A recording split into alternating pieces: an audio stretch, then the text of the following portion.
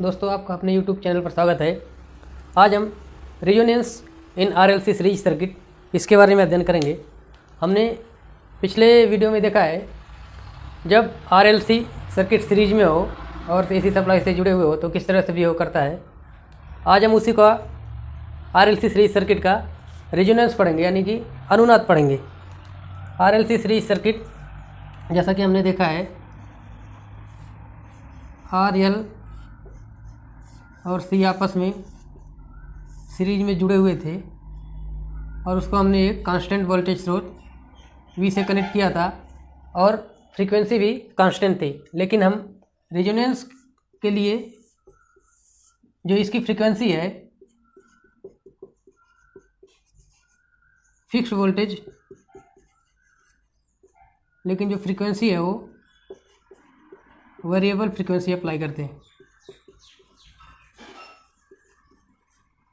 जिसकी value 0 to infinity होती है।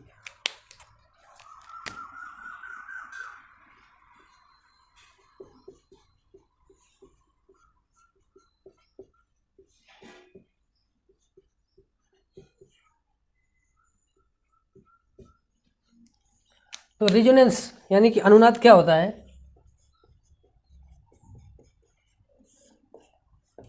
सीरीज RLC सीरीज सर्किट में अनुनाद यानी कि वह अनिश्चित फ्रीक्वेंसी, अप्लाइड वोल्टेज की वह अनिश्चित फ्रीक्वेंसी जिस पर XL और XC आपस में बराबर हो जाते हैं, उसी फ्रीक्वेंसी को हम रेजोनेंट फ्रीक्वेंसी कहते हैं। XL मतलब क्या है? XL जो है आपका इंडक्टिव रिएक्टेंस और XC जो है आपका ये कैपेसिटिव रिएक्टेंस, और ये टोटल जो होता है X equal to XL minus XC, इसे हम नेट रिएक्टेंस कहते हैं, जैसा कि हमने ये पिछले वीडियो में देखा, RLC सीरीज सर्किट में देखा है। इसमें जो इम्पीडेंस की वैल्यू होती है Z equal to √R² plus XL minus XC का होल स्क्वायर। अब हम रेजोनेंट फ्रीक्वेंसी पर देखेंगे, यानी कि जिस कंडीशन में XL बराबर XC हो जाता है वह निश्चित फ्रीक्वेंसी जिस पर इंडक्टिव रिएक्टेंस और कैपेसिटिव रिएक्टेंस की वैल्यू आपस में बराबर हो जाती है, उसे हम रेजोनेंट फ्रीक्वेंसी कहते हैं। तो एट रेजोनेंट फ्रीक्वेंसी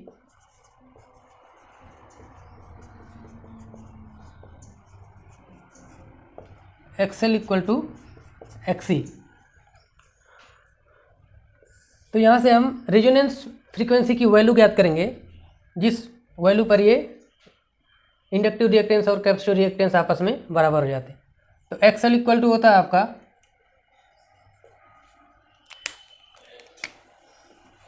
ω/L और XC इक्वल टू 1/ωc, और ओमेगा की वैल्यू जो है ये 2πf होती है। तो यहाँ से हम लिख देंगे 2πfL इक्वल टू 1/2πfc। यहाँ से एफ यहाँ ले लेंगे इस साइड में, f स्क्वायर इक्वल टू 1/4π² तो f की वैल्यू जो आ जाएगी 1/4π² तो इसका हम वर्गमूल ले लेंगे, ये हो जाएगा 1/2π√LC, यानी कि जो रेजोनेंट फ्रीक्वेंसी आएगी FR इक्वल टू 1/2π√LC। ये आपकी रेजोनेंट फ्रीक्वेंसी का फार्मूला आ गया। रेजोनेंट फ्रीक्वेंसी पे जो इम्पीडेंस होगा वो हम देखेंगे। यहाँ से XL इक्वल टू XC की वैल्यू यहाँ रखेंगे तो Z equal to √R² plus XL minus XC, यहाँ पे XL माइनस XL लिख सकते हैं हम, XL कट हो जाएगा, ये हो जाएगा √R² प्लस 0, तो Z की वैल्यू जो आ जाएगी Z इक्वल टू R, यानी कि जो इम्पीडेंस की वैल्यू होगी वो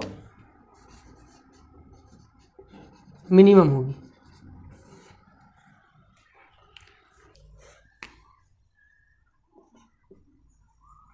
अब देखेंगे RLC सीरीज सर्किट में जो VL की वैल्यू होती है VL equal to I into XL और VC की जो वैल्यू होती है वो I इंटू XC। तो एट रिजोनेंट फ्रीक्वेंसी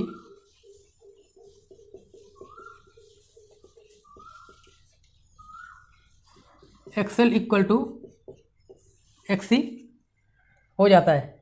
तो इस कंडीशन में जो VL होगा वो VC के बराबर हो जाएगा, क्योंकि XL और XC की वैल्यू बराबर होने की वजह से IXL IXC भी आपस में बराबर होंगे, जिससे VL और VC भी आपस में बराबर और अपोजिट डायरेक्शन में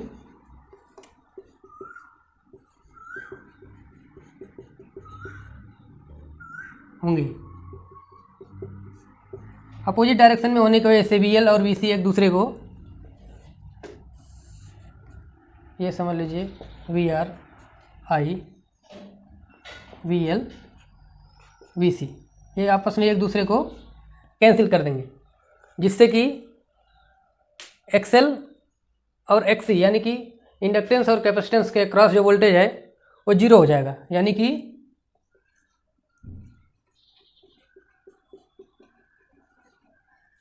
रिजोनेंट फ्रीक्वेंसी पर कैपेसिटेंस और रिएक्टेंस के क्रॉस वोल्टेज जीरो हो जाएगा। उस कंडीशन में सर्किट में जो है impedance Z equal to R minimum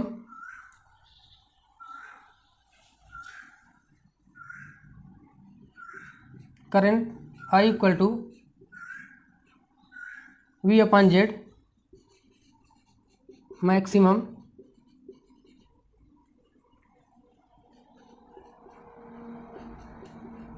power dissipated power maximum, क्योंकि I की वैल्यू मैक्सिमम होगी तो IR स्क्वायर भी मैक्सिमम एक्सेप्टर सर्किट भी कहते हैं। रिजोनेंट फ्रीक्वेंसी पे जब XL और XC आपस में बराबर हो जाते, उस टाइम पे जो सर्किट की प्रतिबाधा है Z इक्वल टू R हो जाती है और I equal to V upon Z यानी कि V अपॉन R, यानी कि ये जो धारा है करंट इन फेज विथ